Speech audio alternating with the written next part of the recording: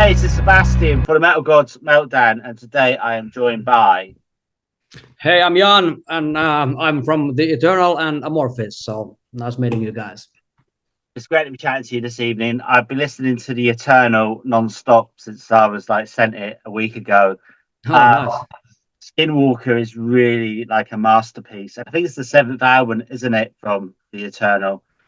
It is. It is indeed. Yeah, yeah. So it's the first album for me with this group, and yeah, it's been interesting 4 years because I've been with them 4 years, and I came about with them during the COVID times when Mark asked me to record the drums for Skinwalker, and at first, it was supposed to be like a session job, but as the project evolved and I got more involved in the production and the arrangement and songwriting and stuff like that. So it's been very nice. I'm super happy that we're finally having it out because we've been kind of sitting on it, for quite a while. Yeah. Looking for a decent record label and getting it, prepared, mixed and mastered, and with the videos and everything. And yeah, it's finally out. It's the seventh effort of the band, and it's totally, well, not totally, but it's quite renewed sound of the band. So it's sort of like the first start with this lineup. So I'm really excited. Yeah. Absolutely love it. And the opener, Abandoned by Hope, I mean, that's like over 10 minutes. That's crazy for an opener, isn't it? I mean, it's actually my favorite track. And oh, nice. I'll say a lot probably. Which is your favorite on the album today and why? Well, when you mentioned Abandoned by Hope, that's kind of, there's a kind of whole special place in my heart because that was the first one I recorded. Right. And and I pretty much recorded on the fly. So I was just listening to the demos and trying to get the vibes. And it took quite a while to to actually cut that track. So that's definitely one of my favorites. And Shattered Remains, because of all those percussion elements that has like nice grooves and nice sort of otherworldly cinematic feel to it. And there was a lot of, on a different day I would choose a different track. So that is always, the more I listen to it, and now I was like ready and complete and stuff. And there's always like new things coming. But yeah, Abandoned by Hope and maybe Under the Black, Shattered Remains. These are like my favorite ones. I knew you were going to say Shattered Remains because that's like one of my favorites, and that is like where you really get to get go, isn't it? It's sort of like Amorphis style drum. I mean, it's fucking fantastic. Yeah, thank you. Yeah, I don't know. Yeah. Perhaps this. Yeah, we also used some percussion elements with Amorphis, like especially with Halo and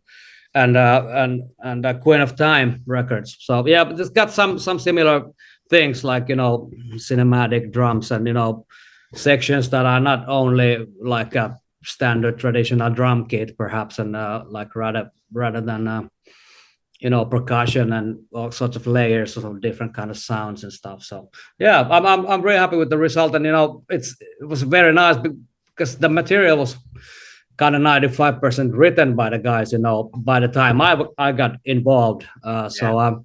But there was a lot of flexibility for me to, actually to experiment on things and play and try different sounds and approaches. And so, yeah, it's been a blast recording those. I bet. And of course, the album has some amazing appearances. I'm really interested in the Tuvan throat singer. Did you actually Albert? Yeah. Did you get to work with him a lot? No, I mean that was also like we used we were co-working with Albert already with Amorphis on the track The Bee, and he was like my father's friend's contacts. We were looking for some Tuvan singers, so I knew him from those times. Yeah. And so I mean, obviously, when I first heard Skinwalker, I was immediately thinking about that sort of throat singing vibe. Could actually, it's almost like like a didgeridoo vibe. Even it's when it's not like it kind of serves the same purpose of like that sort of low drone stuff. And he is one of the best in the world. Yeah, and his band Yacht Car, they're like amazing. The video for Deathlight Silence is amazing as well. Are there plans, do you know, to release any more videos? Yeah, well, we actually released a brand new video from When the Fire Dies, which is like a complete like a video. So that's a very nice. Also done by Clint Lewis, who did the Dead Like Silence video. Is an amazing director, and we're really happy to have him on board.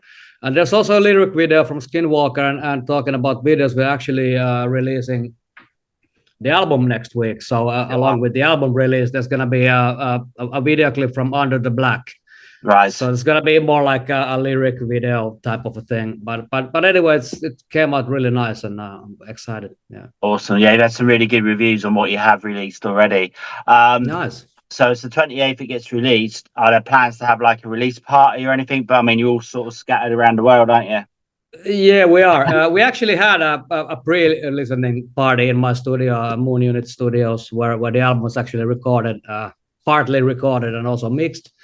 So we had like a pre-listening for journalists and friends and label people and stuff like that. So yeah, we already had that. And but yeah, it's very hard to have that sort of party because I'm out on tour with Amorphis next weekend, and the rest of the guys are in Australia. So, yeah, exactly. So it's kind of impossible. But what we are certainly going to start planning possible touring. It will happen in the future. So like maybe next year, early next year or something, that we are actually planning on taking this whole thing on stage too. So. Yeah, that'd be amazing. Hopefully, you get to the UK as well. Yeah. Going back in time, can you remember when you first ever picked up a drumstick? And do you remember the first time you played on a stage? Yeah, kind of. It was school music class. I was actually playing guitar, but I also enjoyed playing drums. And I think at the first drums, like I played in a school music, during classes, I sneak in the music class and play some drums. And that's kind of how I got interested in drumming, just jam out some classic tunes and stuff like that. And stage, yeah, we played kind of early on already. We had all sorts of projects when we were kids, and we always played in like a basement or something like in the area we lived in, and some schools. And later on, played, of course, all sorts of like clubs. And yeah, there's a lot of memories from playing live, like very early on, like let's say, 12, 13 years old or something like that. Yeah, amazing. And it's been an incredible 30 years for you with Amorphis. But can you then tell me, what would you say is your favorite album from Amorphis that you have released? That's difficult. Well, it's kind of course, hard question. But I mean, if I had to choose one, I'd choose maybe Queen of Time. Right. It's like personally my sort of highlight. I really like Under the Red Cloud too, and those are like my two favorite records, perhaps. Of course, the Tales from the Thousand Lakes, because that started the whole thing. But Queen of Time sort of represents the overall feeling and the sound and the music of that Amorphis is today, like very well. So in that case, and it's very strong album. It's very massive and sort of bombastic record. Right. Well, I'll fess up to you. In 2000, I think it was 2014, 2013. I went to the PPM festival in Belgium, and I saw you guys there. And it was amazing. And I'd never really heard of you guys before, really listened to you. And then my friend gave me Skyforger to listen to. So that's my favorite. Well, that's great. Right?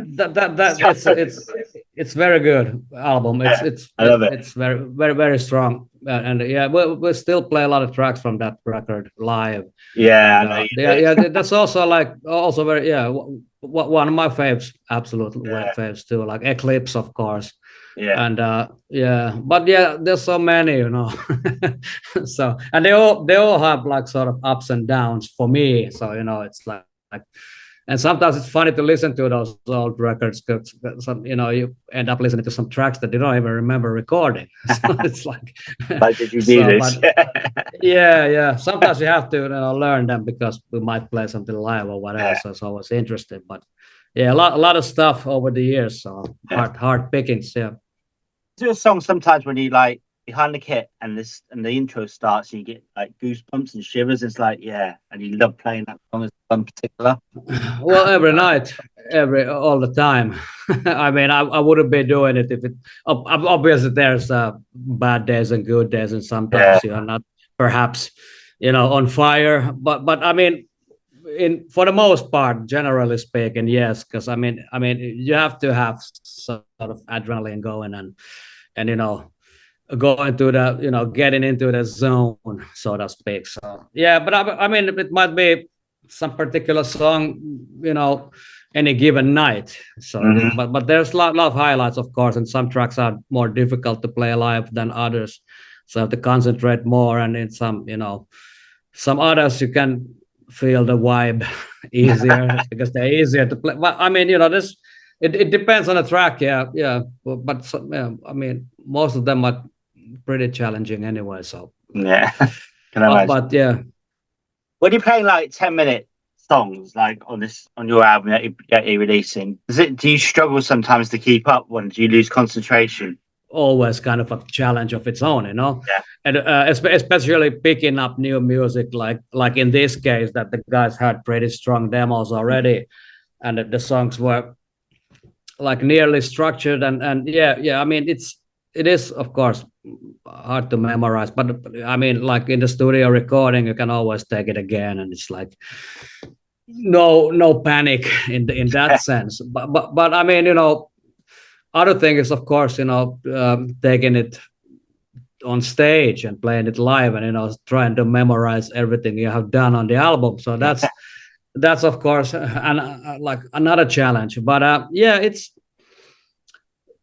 I mean, it's you can lose concentration, at any point if you're not, like, of course, obviously concentrated. Hmm. And it doesn't really matter if it's a long song or a short song. Those moments and blackouts can come, Yeah. especially live in the studio. It doesn't really matter because you can take it again. So but yeah, sometimes, yeah, it's tricky. And but we haven't played that stuff live yet. It's only studio Yeah. recording. So that's gonna be interesting when we can get the jam Yeah. I can that, like, imagine. with four of us, like, for the first time. So I'm really looking forward to that. It's gonna be interesting. That'd be cool. So the other Amorphis question then. So you're going out, you're out on tour now from next week, are you? Or is it festivals you're playing, or what are you doing? Yeah, we play Hellfest festival in Wow. France, and then Tuskap festival in Helsinki on the same weekend. So it's pretty busy for us because we need to go to France and fly back to Finland, and it's basically a no sleep trip. Yeah, But 24-hour job. yeah, but two amazing festivals, so that's great. Yeah. Hellfest is amazing. Last time I went there, it was like majorly hot. It was just melting. Like fucking hell. Yeah. It's a great festival. I think we played there like twice before or something. Right, And after it. I think it's one of my absolute favorite festivals to play. It's like Right. so well organized, and everything is nice, and the area is beautiful. So Absolutely. yeah, but I really dig it. Brilliant. All right, and so some fun questions now as we wind up. If there was a heavy metal song, a made-up heavy metal song about yourself, what would it be called?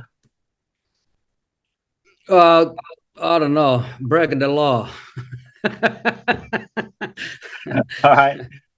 What was the last song you listened to today? The last song, I listened to this Gavin Harrison's band, In Exile, by the Pineapple Thief. Okay. Yeah, that's an interesting track. Very, very nice drumming by Gavin Harris, is my absolute favorite drummer. So yeah, that's the last track I actually listened today. Brilliant. How would you then describe the album, The Skinwalker, in 4 words?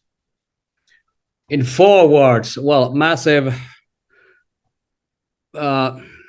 emotional, heavy, and I don't know, catchy. It is, man. Yeah, it's brilliant. All right, so it's now 5 questions. First thing that comes into your mind. So your favorite album? My favorite album. ever. Like of all times. Well, if I have to choose one, let's choose The Animals by Pink Floyd. Cool. Favorite food? That would be Thai, anything Thai food. Favorite drink? Well, beer. You've already answered this one. Favorite festival? Hellfest. Yeah, right. And the final one is your favorite inspirational drummer. Well, let's put Gavin Harrison from Porcupine Tree. Yeah, absolutely. Awesome, mate. Well, again, I want to congratulate you on the album. It's been great chatting to you. Hopefully, Yeah, we'll likewise. catch you on tour with both Absolutely. bands. Hopefully.